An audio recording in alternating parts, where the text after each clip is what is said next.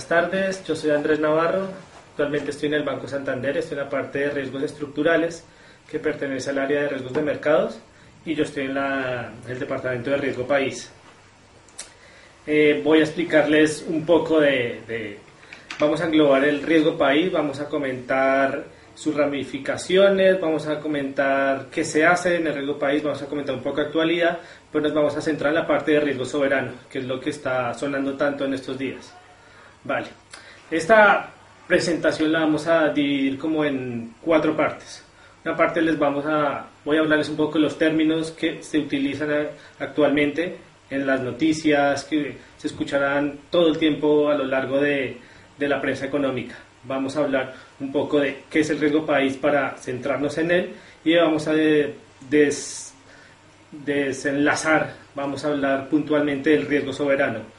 Por último, pero no menos importante, vamos a hablar de cómo a nivel de banco es que se aplica toda esta parte, toda esta terminología que muchas veces no sabemos dónde podemos aplicarla y cómo se utiliza dentro de una entidad financiera.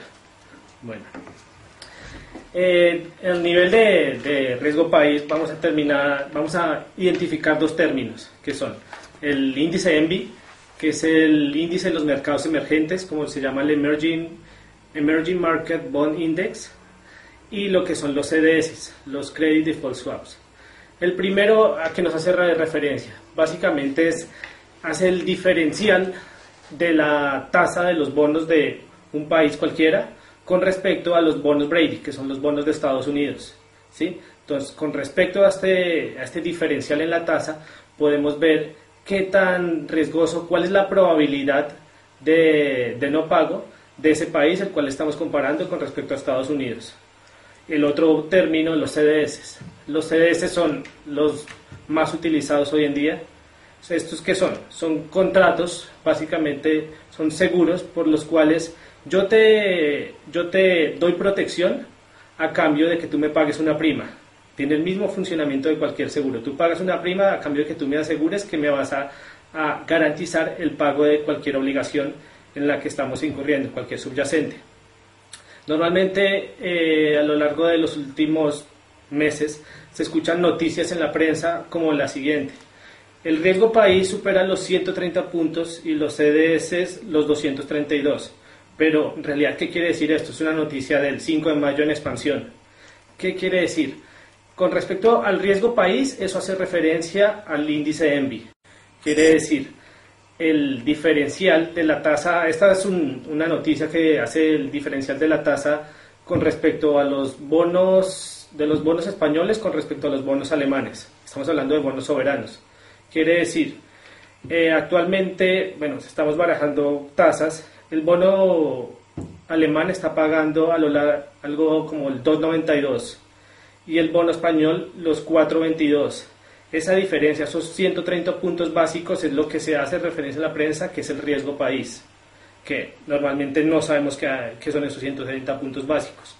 Y los 232 de los CDS, ¿qué quiere decir? Por cada 10 millones de deuda, ¿sí? Los seguros, esta protección que se vende, tú tienes que pagar $230,000 por cada 10 millones de dólares para que te aseguren deuda soberana de España. Quiere decir que estos son 2 indicadores. Básicamente miden lo mismo, pero nos lo dicen de diferente forma. El CDS, para ubicarnos a lo largo de la curva, es simplemente la diferencia entre las curvas en este caso, del bono alemán y el bono español. Ese diferencial entre las 2 curvas va a ser el CDS, el CDS que en este caso estamos midiendo. Ahora vamos a centrarnos en lo que es el riesgo país. Pero antes de definir riesgo país, quiero definir lo que es filial y sucursal. Son puntos muy importantes por los cuales vamos a entender de una forma perfecta la definición de riesgo país y riesgo soberano y lo que vamos a ver de ahora en adelante. ¿Qué es una filial y qué es una sucursal? Les coloco 2 ejemplos. Citibank tiene a lo largo del mundo cientos de bancos repartidos entre Sudamérica, Europa, etc. prácticamente todas estas oficinas son sucursales, es decir, dependen de su casa matriz en Estados Unidos. Ahora, otro ejemplo para las sucursales, para las filiales. Banco Santander tiene igual de oficinas por todo el mundo, me refiero a oficinas centrales.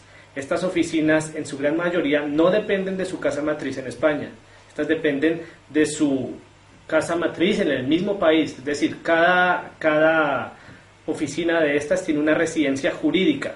Me refiero, Banco Santander Colombia. Banco Santander Colombia no depende, sus estados no dependen de Banco Santander España. El banco depende de sí mismo y por lo cual tiene obligaciones los cuales van a depender de él mismo, no depende del otro.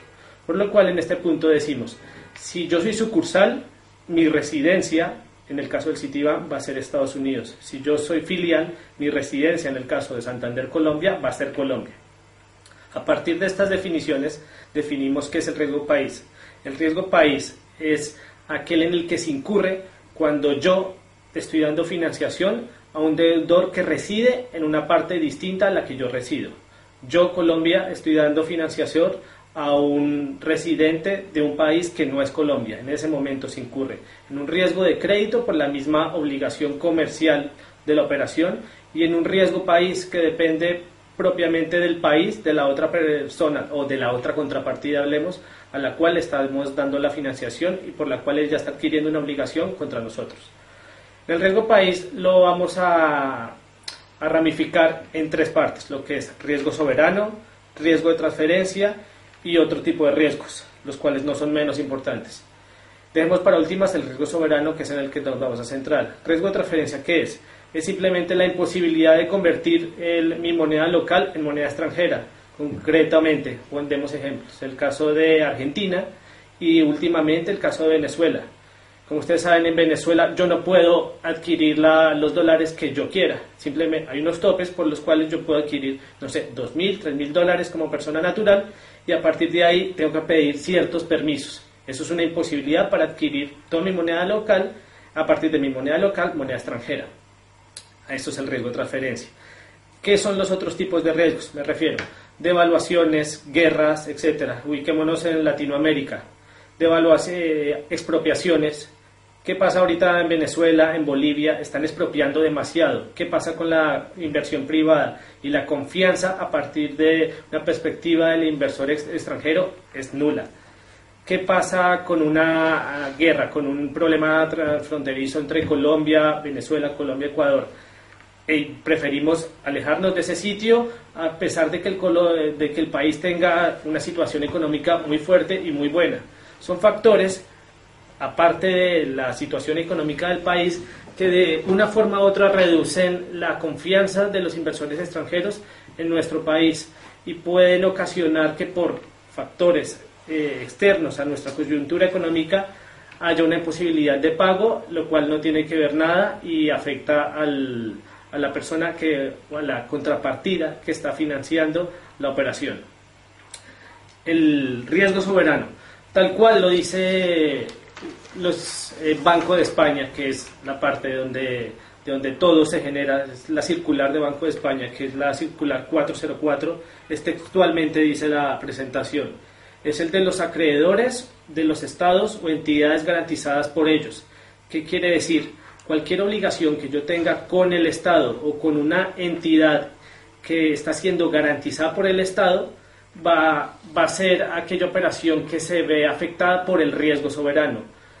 Hay que diferenciar claramente con el riesgo país. El riesgo soberano es una parte del riesgo país, es muy parecido, hace parte de él, pero no lo es todo. El riesgo país incluye riesgos de transfronterizos, riesgos de intercambio de la divisa, mientras que el riesgo soberano solo se centra en lo que es eso mismo, las obligaciones que tiene el Estado conmigo.